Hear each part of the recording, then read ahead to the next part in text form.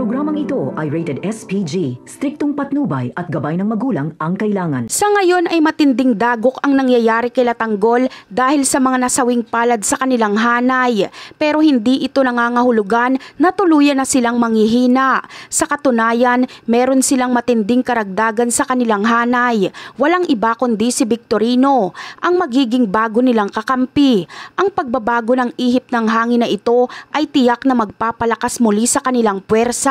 Sa ilang araw kasing nakasama ni Victorino si Rigor sa presinto ay may mga bagay siyang napagtanto.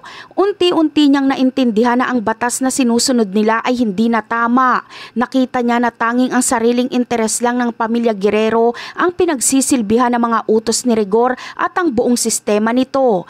Dito na nag-umpisa ang kanyang pagdududa at pagtalikod sa kanyang sinumpaang tungkulin. Bukod pa sa maling sistema, nakita rin ni Victorino na ang personal na galit ni Rigor ang nagtutulak sa kanya para sundin ang bawat utos ni Roberto.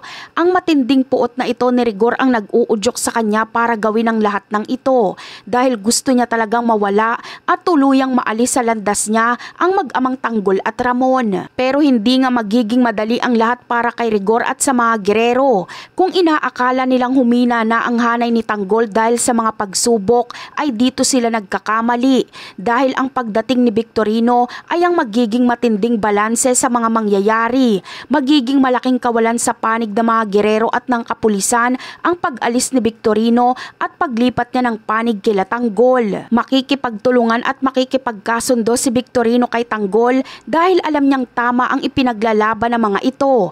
Malinaw sa kanya na kailangan ng itama ang lahat at panagutin ang mga nagkasala. Ang paghahanap sa katotohanan at hustisya ang magiging tungtungan ng kanilang pagsasanib puwersa ni Tanggol. Ang layunin nila ay mapagbayad ang mga Guerrero sa lahat ng kanilang pag-abuso sa posisyon at sa kanilang lantaran at walang pakundangan na korupsyon. Magkasama na sila Tanggol at Victorino, kaya tiyak na mas magiging matindi at matagumpay ang kanilang laban para makuha ang tunay na hustisya. Ito ang simula ng bago at mas malakas na pag-atake laban sa mga Guerrero at sa mga kaalyado nito na nasa posisyon. At yan ang aabangan natin. Bye!